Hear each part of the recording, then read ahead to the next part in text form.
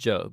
It's a profound and very unique book in the Bible for lots of reasons. The story is set in a very obscure land that's far away from Israel, Uz. The main character, Job, he's not even an Israelite, and the author, who's anonymous, doesn't even set the story in any clear period of ancient history. This all seems intentional, though. It's like the author doesn't want us to be distracted by historical questions, but rather to focus simply on the story of Job and on the questions raised by his experience of suffering. The book of Job has a very clear literary design. It opens and closes with a short narrative prologue and then an epilogue. And then the central body of the book is dense Hebrew poetry, representing conversations between Job and 4 dialogue partners called the Friends. These conversations are then concluded by a series of poetic speeches given by God to Job. Let's dive in and we'll just see how it works together. The prologue introduces us to Job, and we're told that he's a blameless, upright man who honors God. He's a super good guy. And then all of a sudden, we're transported into the heavenly realms, and God is holding court with his staff team. It's a very common image in the Old Testament describing how God runs the world. And among the heavenly beings is a figure called the Satan, which in Hebrew means the accuser or the prosecutor. And it's like we're watching a court scene. God presents Job as a truly righteous man, and then the accuser challenges God's policy of rewarding righteous people like Job. He says, the only reason Job obeys you is because you bless him with prosperity. Let Job suffer, then we'll see how righteous he actually is. And then God agrees to let the accuser inflict suffering on Job. Now, it's at this point in the story that most of us go, what? Why did God do that? And then we assume that this book is going to answer that question, why God allows good people to suffer. But as you read on, the book doesn't answer that question. Nothing in the book ever answers that question. The prologue is setting up the real questions this book is trying to get at.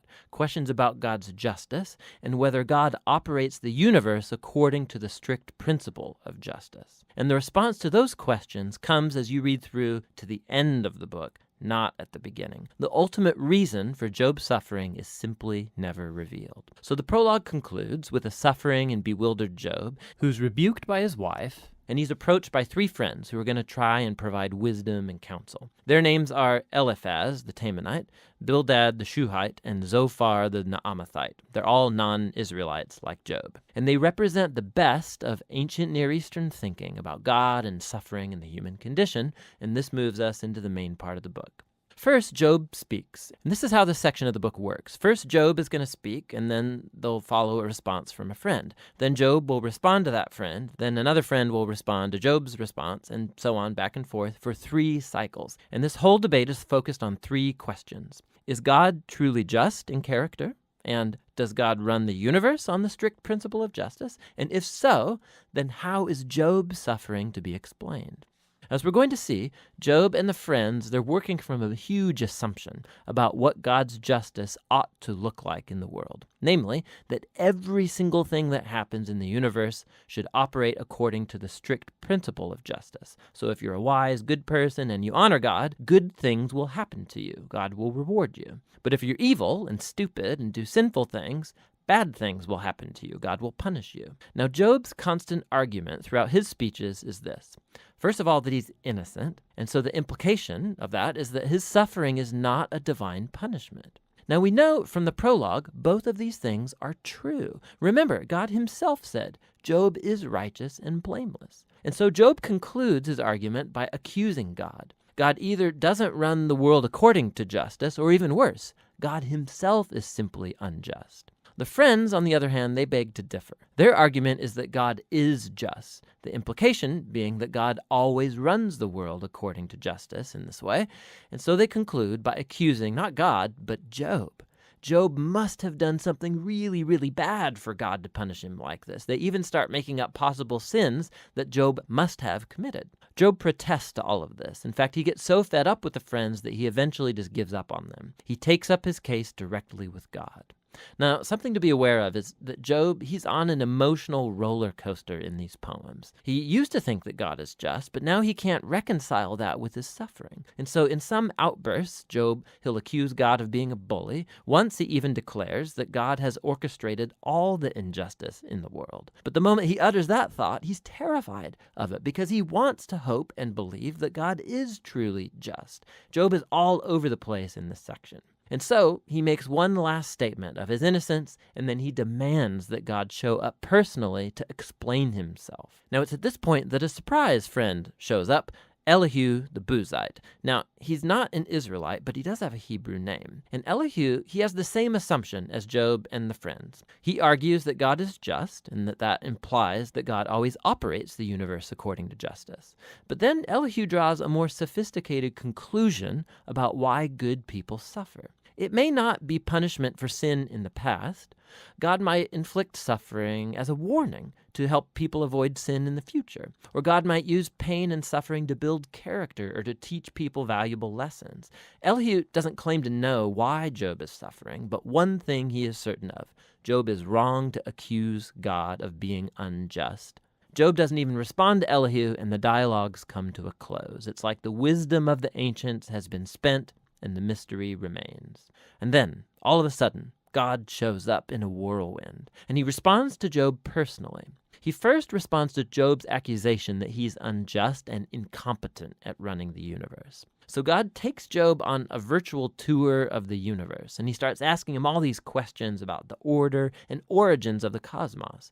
Was Job ever around when God architected the earth or organized the constellations? Has Job ever commanded the sunrise or controlled the weather? God has his eyes on all of these cosmic details that Job has never even conceived of. Then God starts going into detail describing the grazing habits of mountain goats and how deer give birth, or the feeding patterns of lions and wild donkeys. What's the point of all this? Remember the assumption of Job and his friends about what it looks like for God to run the world according to justice. Underneath that assumption is a deeper one, that Job and his friends have a wide enough perspective on life to make such a claim about how God ought to run the world. And God's response with this virtual tour, it deconstructs all of these assumptions. It first of all shows that the universe is a vast, complex place, and that God has his eyes on all of it, every detail. Job, on the other hand, has only the small horizon of his life experience to draw from. His view of the world is very limited.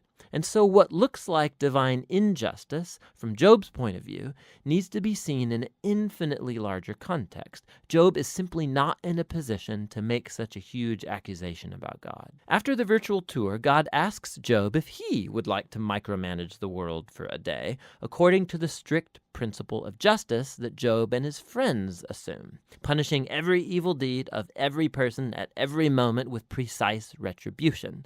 The fact is that carrying out justice in a world like ours, it's extremely complex. It's never black and white, like Job and the friends seem to think. Which leads to God's last point. He starts describing these two fantastic creatures, Behemoth and Leviathan, which some people think are poetic depictions of a hippo and a crocodile, but more likely they refer to well-known creatures from ancient Near Eastern mythology that are used elsewhere in the Bible as symbols of the disorder and danger that exist in God's good world. These creatures, they're not evil. God's actually quite proud of them, but they're not safe either. The point is that God's world is amazing and very good, but it's not perfect or always safe. God's world has order and beauty, but it's also wild and sometimes dangerous, just like these two fantastic creatures. And so we come back to the big question of Job's suffering. Why is there suffering in God's world? Whether it's from earthquakes or wild animals or from other humans, God doesn't explain why. What he says is that we live in an extremely complex, amazing world that at this stage, at least, is not designed to prevent suffering. And that's God's response. Job challenged God's justice. God responds that Job doesn't have sufficient knowledge about our universe to make such a claim. Job demanded a full explanation from God, and what God asked Job for is trust in his wisdom and character. And so, Job responds with humility and repentance. He apologizes for accusing God, and he acknowledges that he's overstepped his bounds.